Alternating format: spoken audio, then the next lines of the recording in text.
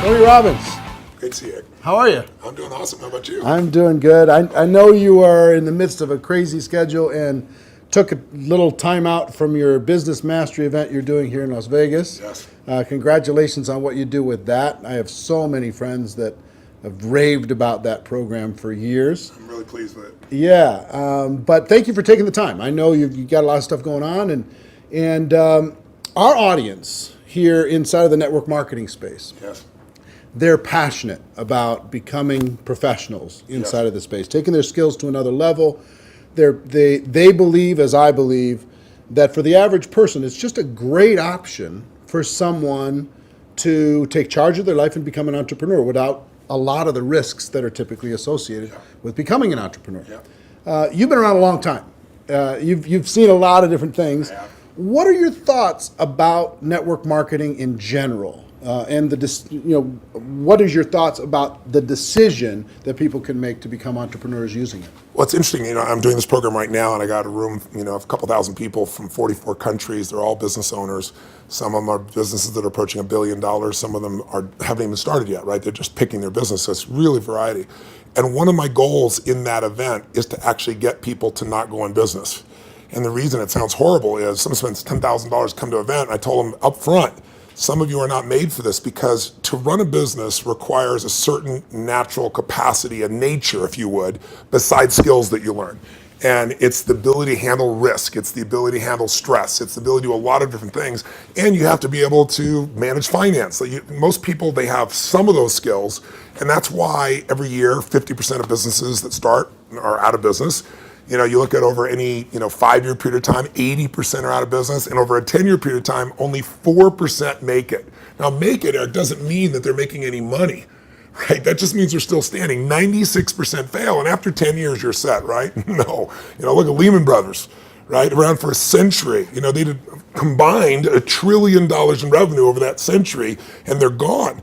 So the world, technology changes, products and services changes, it's so competitive. So to really be successful, it's a really unique situation. What's beautiful about network marketing is you get all the benefits of being an owner, but you don't have to be worrying about supply chain. You don't have to be worried about accounting, especially in the world we're in today. Network marketing used to be a little bit more different, but today with technology, you can know what's happening in real time. The companies have already set up the software, they know what happens. So it's really picking the right company, and there's a lot of great companies in that area. And it's really realizing that you're really a value creator. If you can go out and add value to other people's lives, if you can just introduce people to a product or a service that a company you represent that truly is extraordinary, some products and services can't just be thrown up on Amazon. They need the story to be told.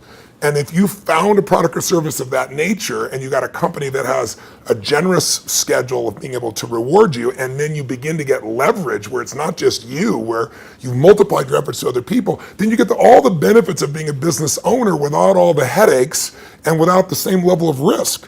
And so I think network marketing is amazing. Now, network marketing has a mixed reputation, and we all know that, right, in the marketplace. And anybody goes out there, what are you doing? That's why you got to own yourself as a professional. I think that's why I'm supportive of what you do, because you're not just pumping people up, you're giving people real skill sets to be a pro. If you're a dabbler in anything, you're not going to succeed. So I don't think you should have the delusion that network marketing is the way to get rich if you're just going to try it. This is something you got to commit to and say, this is my profession. I'm going to be better than anybody else in this area. I'm going to get the skills and the ability, and I'm going to hone my talents, and I'm going to build my teams, and I'm going to constantly get better. But I don't have to take the risks of starting a business traditionally, and I don't have to be good at all those things that make it so hard for the vast majority of humans never to be able to succeed. And again, in this business, you don't have to wait to start making money. You don't have to hope that you can cover all that overhead. That overhead is being covered by the company. So I'm a big fan of network marketing, always have been, and I think the real thing is making sure you pick the right company and that you continue to grow your skill sets. The constant, never-ending improvement. What you've Without a talked doubt. about for forever. That's correct. Right? This concept that you're always going to be getting better at your skills. You're always going to be getting better at your mindset. You're always going to be getting better at how you communicate with your groups, how you're building teams. Yeah. The challenge is people get into something, anything, and in the beginning it's exciting. Of course it's exciting. You join this new company, you have this new opportunity, you get a new relationship, even a new job is exciting in the beginning, but then there's the law of familiarity. If you get around anything enough, you start to take it just a little bit for granted. And you just can't do that with your own business. And that's really what network marketing is your own business. You got to say, this is never ending improvement for me. And I'm hooked. I'm hooked on this idea that I can get better and better. My income is not limited by my time because I can now produce results to other people as well. And I don't have to spend my time doing things I really don't want to do, like accounting and shipping and all those other elements. So I think if anybody's listening to this and they're on the edge, if you're on the edge, don't do it. Yeah, for sure. It's like step up. If you can't step up, it's the wrong thing for you. But network marketing makes it the easiest that I know of to step up if you become a pro. Now, you're talking about in Business Mastery, Yes. this event you're doing right now, you're talking about giving people the best practices of everything that's happening in the world. That's correct. And from you, and also a collection of experts sharing ideas. Just to entrepreneurs in general, and you're an entrepreneur, wildly successful entrepreneur, and you work with and are friends with many of the top entrepreneurs in the world. What are a few of the common attributes of the super successful entrepreneurs that you've seen?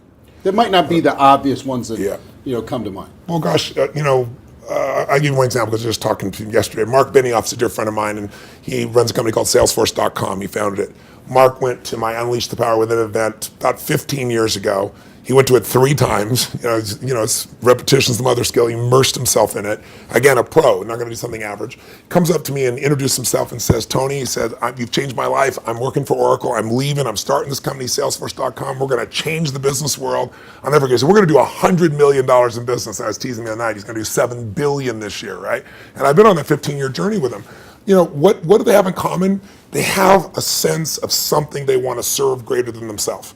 The only challenge sometimes in network marketing, and I think what gives it a bad reputation for some people, is you get people in there that really act like they're doing it for something larger than themselves, but it really is only them. Now, there's nothing wrong with you wanting to profit and be successful, but motive does matter. And the most successful entrepreneurs have a motive that includes themselves, but they want to do something that's going to change the world, make the world different. It's like, when you're trying to meet your own needs, you get a certain level of insight. If you're trying to meet the needs of your family, you get a different level of insight because life supports whatever supports more of life, more people.